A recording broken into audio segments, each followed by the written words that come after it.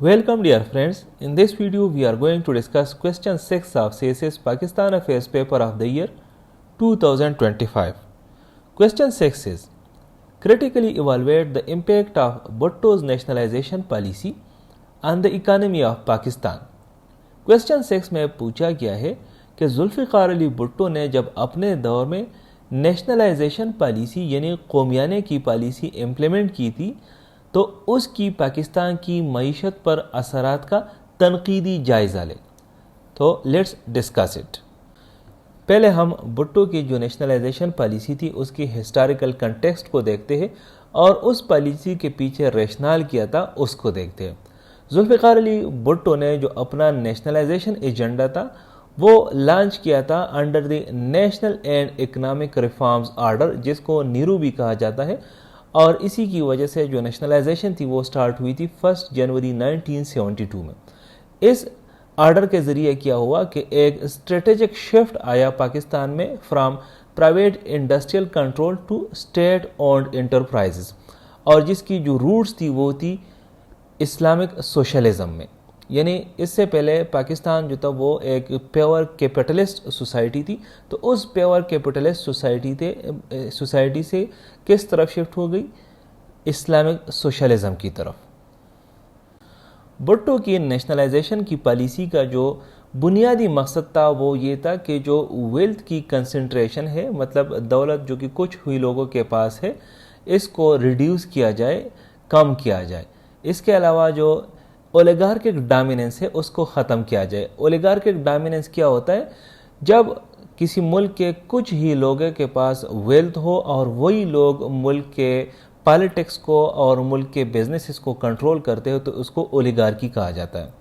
اس کے علاوہ وہ چاہتے تھے کہ جو اکنامک ڈیموکریسی ہے، مطلب everyone should have a say in the economy of the country, اور ہر کسی کے پاس جو ہے اکنامک ایسٹس ہونے چاہیے، اس کو پروموٹ کرنا چاہتا تھا اور ورکرز کو امپاور کرنا چاہتا تھا.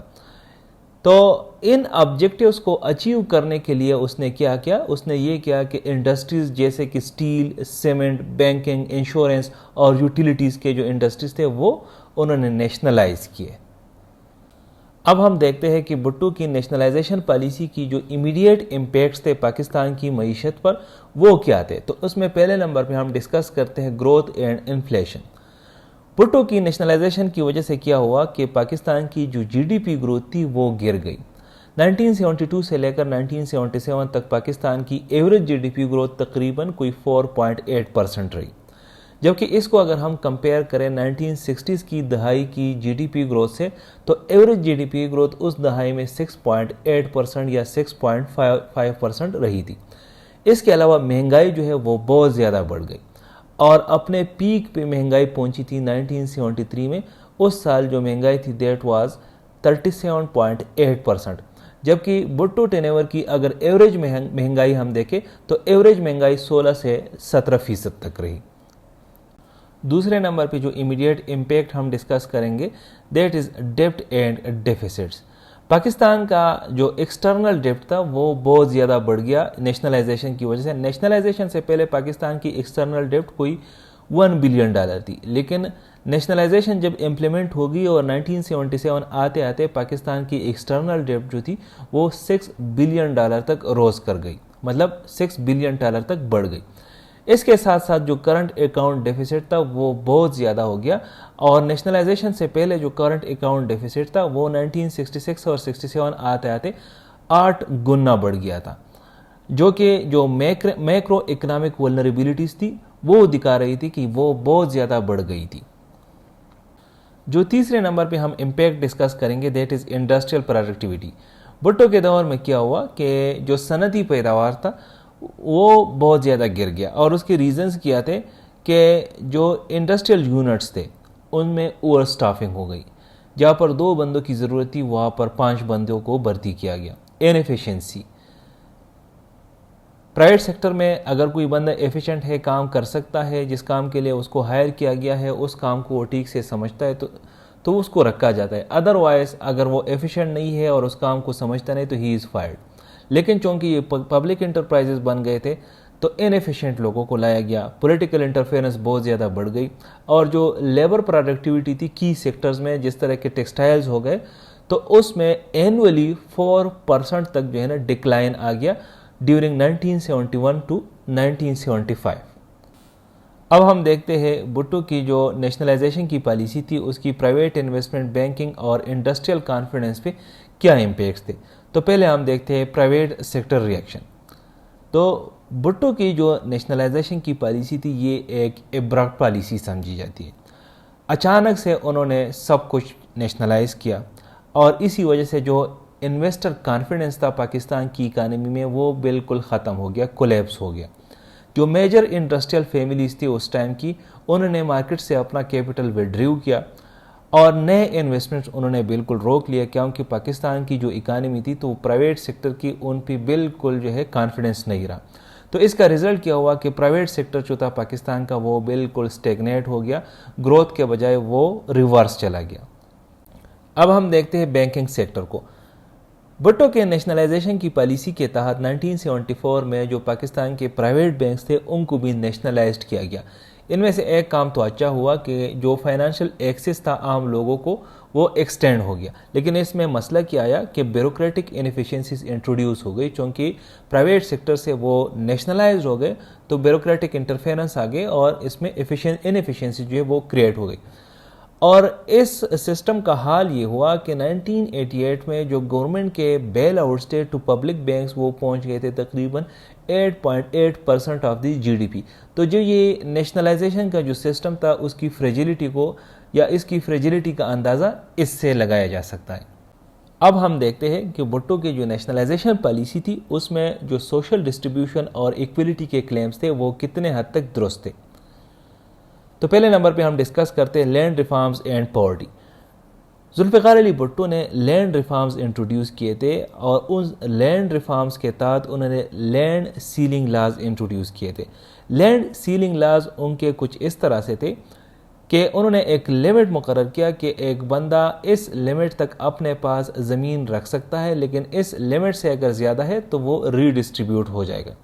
مثال کے طور پہ جو اریگیٹڈ لینڈ کی لیمٹ تھی دیٹ واز 150 ایکڑ، اگر کسی کے پاس 150 ایکڑ سے زیادہ لینڈ ہے تو وہ کسی اور کے نام پہ ٹرانسفر ہو جائے گا۔ اسی طرح ان اریگیٹڈ لینڈ کے لیے جو لیمٹ تھی دیٹ واز 300 ایکڑز۔ تو اس کی وجہ سے کیا ہوا کہ انہوں نے جو لینڈ ہے وہ لینڈ لیس لوگوں میں ڈسٹریبیوٹ کیا اور ملینز آف ایکڑ اس کے تحت جو ہے انہوں نے ٹرانسفر کیے۔ جو پاورٹی لیولز تھے وہ رپورٹڈلی گر گئے فرام 46.5%۔ 1970s میں بتائی جا رہی ہے کہ جو پاورٹی تھی وہ 46% تھی، اور 1980 آتے آتے جو پاورٹی تھی یعنی غریبی تھی وہ 30% تک گر گئی تھی۔ 70% آف ایگریکلچرل لونز جو تھے وہ چھوٹے فارمرز کو دیے گئے یا ان کو ایلوکیٹ ہو گئے۔ چھوٹے فارمرز اس وقت ان کا جو مراد تھا چھوٹے فارمرز تھے وہ فارمرز تھے جن کے ساتھ جو زمین تھی وہ 12.5 ایکڑ سے کم تھی۔ انیکویلٹی، بھٹو کی جو نیشنلائزیشن پالیسی تھی اس کا ایک بیسک مقصد یہ تھا کہ انیکویلٹی کو ختم کیا جائے اور ایک اکنامک ایکویلٹی کریٹ کیا جائے، لیکن جو ریزلٹس ہے وہ کچھ اور دکھا رہے۔ الدو بھٹو نے ری ڈسٹریبیوشن ایفرٹس کیے، لینڈز کو بہت سارے لوگوں میں تقسیم کیا جن کے ساتھ لینڈز نہیں تھے، لیکن اس کے باوجود انیکویلٹی انکریز ہو گئی بجائے یہ کہ یہ کم ہو جاتی۔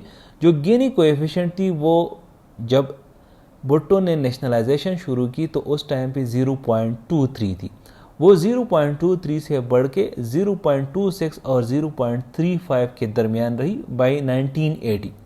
گینی کوئیفیشنٹ بیسیکلی کیا چیز ہوتا ہے؟ گینی کوئیفیشنٹ ہمیں یہ شو کرتا ہے کہ ایک ملک میں جو ویلتھ ہے وہ کس طرح سے ڈسٹریبیوٹ ہے۔ اگر گینی کوئیفیشنٹ 0 ہے تو اس کا مطلب یہ ہے کہ ویلتھ بالکل ایکولی ڈسٹریبیوٹ ہے، اگر یہ 1 ہے تو یہ امپرفیکٹ ڈسٹریبیوشن ہمیں شو کرتا ہے کہ بالکل جو ہے ایکولی ڈسٹریبیوٹ نہیں۔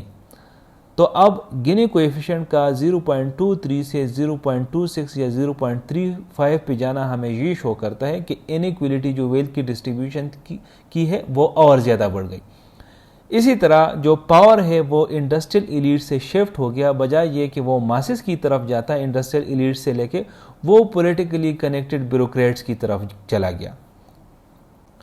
اب ہم دیکھتے ہیں کہ جو بھٹو کی نیشنلائزیشن پالیسی تھی تو اس کی انسٹیٹیوشنل گورننس پہ کیا اثر پڑا اور اس کے کیا پلاننگ فیلئرز تھے۔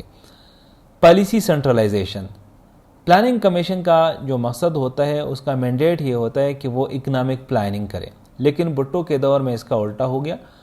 پلاننگ کمیشن کو نیشنلائزیشن پالیسی کے تحت بالکل سائیڈ لائن کیا گیا اور جو اکنامک پلاننگ ہے اس کو ہیویلی پولیٹیسائز کیا گیا۔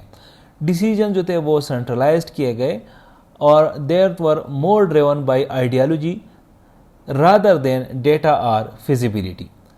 حالانکہ وہ بھٹو جو ہے وہ ماسس کا نعرہ لگاتے تھے اور چاہیے یہ تھا کہ لوگ کیا چاہتے ہیں اس طرح سے کیا جائے، اس کے الٹ اس نے کیا، جو ڈیسیجنز ہے وہ بالکل سینٹرلائز کیا گیا۔ کچھ ہی لوگ جو ہے وہ ڈیسیجن میکرز تھے اور اس کے ساتھ ساتھ جو وہ ڈیسیجن لیتے تھے تو وہ آئیڈیالوجی کے بیس پہ لیتے تھے، بجائے اس کے کہ وہ ڈیٹا کو دیکھتے اور فیزیبلٹی کو دیکھتے کہ یہ جو ڈیسیجن ہم لے رہے ہیں ویدر یہ فیزیبل ہے یا نہیں ہے۔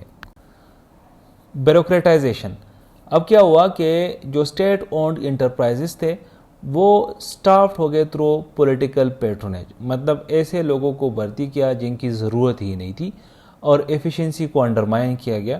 کرپشن اور لیک آف میریٹوکریسی نے کیا کہ جو انسٹیٹیوشنل پرفارمنس تھی، جو ادارے کی ایک کارکردگی ہوتی ہے، اس کو بالکل کمزور کیا۔ اب ہم دیکھتے ہیں بھٹو کے نیشنلائزیشن کی لانگ ٹرم لیگیسی اور اس کی پھر ضیاء کے تحت ریورسل۔ تو پالیسی ریورسل کیسے ہوا کہ جب جنرل ضیاء آیا بھٹو کے بعد تو جنرل ضیاء نے بھٹو کے نیشنلائزیشن کے پالیسی کے بہت سارے پارٹس ریورس کیے اور کچھ انڈسٹریل یونٹس جو تھے وہ ان کو پرائیویٹ آنرز کو واپس دیا گیا۔ لیکن اس کے باوجود کیا ہوا کہ جو کی انڈسٹریز تھے وہ پھر بھی اسٹیٹ کے کنٹرول میں رہے اور اس کی لمیٹڈ اکاؤنٹیبلٹی رہی۔ اب 1980s کی دہائی کو اگر ہم دیکھیں تو نیشنلائزیشن کی وجہ سے جتنا نقصان ہوا تھا تو اس کے برعکس پھر 1980s کی دہائی نے ایک اکنامک گروتھ دیکھا۔ 1980s کی دہائی کا جو اکنامک گروتھ تھا آن ایوریج وہ 6.5% رہا، لیکن اس کی جو مین وجوہات تھے وہ ریمیٹنسز تھے۔ اس ٹائم پہ پاکستان میں ریمیٹنسز بہت زیادہ بڑھ گئے، باہر سے لوگ پیسہ بھیجنے لگے۔ یو ایس ایڈ اس ٹائم پہ بہت زیادہ آنے لگا تھا کیونکہ افغان وار چل رہی تھی۔ رشیا نے افغانستان پہ حملہ کیا تھا 1979 میں اور پھر 1980s میں پوری دہائی جو تھی وہ افغان وار چلتی رہی۔ پھر جو ایگریکلچر تھا اس میں بھی بہت زیادہ ایک بوم دیکھا اور گروتھ دیکھا، تو یہ ساری چیزیں جو ہے یہ سجیسٹ کرتی تھی ریکوری انڈر پارشل لیبرلائزیشن۔ اب اگر اس سارے ڈسکشن کو ہم کنکلوڈ کریں تو ہم کہہ سکتے ہیں کہ جو بھٹو کی نیشنلائزیشن کی پالیسی تھی وہ آئیڈیالوجیکلی موٹیویٹڈ تھی اور سوشلی ایمبیشیس تھی۔ اس پالیسی کے تحت کیا ہوا کہ اس نے ایک سمبالک گینز جو ہے وہ پرووائڈ کیے ری ڈسٹریبیوشن میں اور رورل ایکسس میں، دیہاتوں کو بہت زیادہ ایکسس ملا، لیکن اس سے کیا ہوا کہ جو اکنامک گروتھ تھی وہ رک گئی، انویسٹمنٹ کو ڈسکریج کیا گیا اور جو انیفیشنسی تھی وہ بہت زیادہ بڑھ گئی۔